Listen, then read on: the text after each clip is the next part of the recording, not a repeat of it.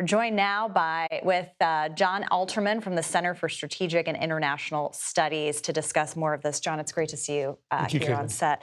I want to play a little bit about what the president said today when he was asked kind of how confident he is that this ceasefire between Iran and Israel is at this point. Let's take a listen.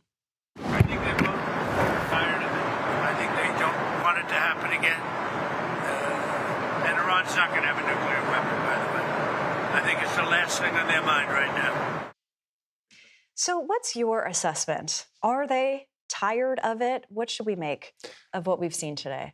You know, Caitlin, I'm not sure they're tired of it, but from an Israeli perspective, they got not only what they wanted in the near term, they got what Israeli governments have wanted for more than a decade, for the United States to take out this Fordo nuclear facility, which only the U.S. has the capability to do. The U.S. did it, and by the way, it didn't start a war.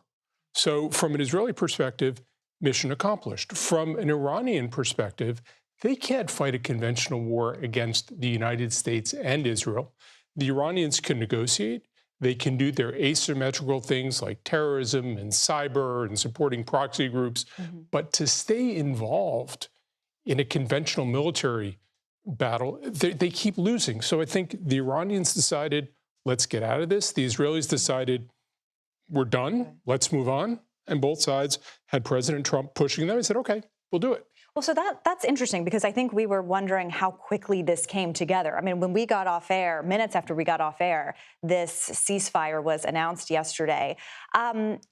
Is that typical for these types of things, for that to come together so quickly? Or was it just that all of these pressures were mounting? Again, I think every side thought enough.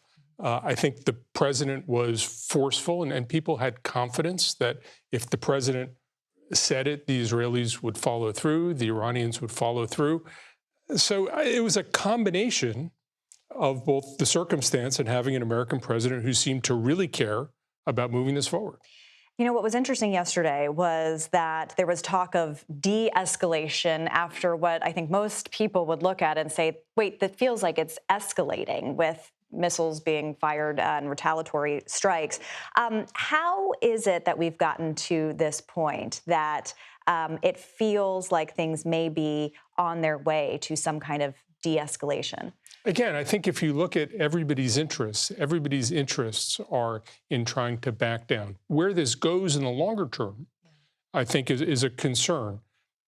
I think we all remember President Bush standing with a mission accomplished sign in Iraq. The danger is that rather than slowing an Iranian nuclear bomb, this attack actually accelerates the development of Iranian nuclear bomb. They decide they'll withdraw from the Non-Proliferation Treaty. It's harder to get insight to what they're doing. They surprise the world with a nuclear device.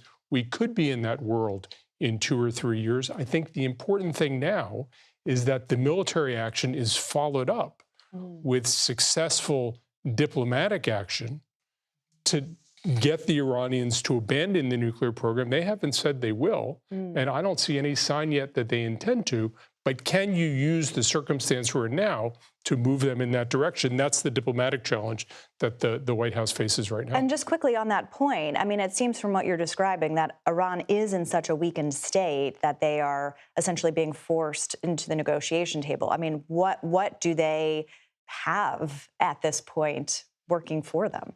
Well, they have, I mean, what they want is they want relief from sanctions, and they want to stop fighting a war. What they have is they have a nuclear weapons program they can bargain away, and their ability to do all the mischief that they've done in the Middle East and around the world using these asymmetrical tools. Basically, we're trying to get them to stop misbehaving. And I think the question in their mind is, will we get what we want? The real question also is, will they actually give up the nuclear program? How long will they try to drag this out? Whose patience will run out first? And that's something we're going to have to watch in not only the months to come, but in the years to come. Absolutely, something that will hover over this administration, certainly. Jon, thank you so much for your time. We really appreciate it. Thank you, Caitlin.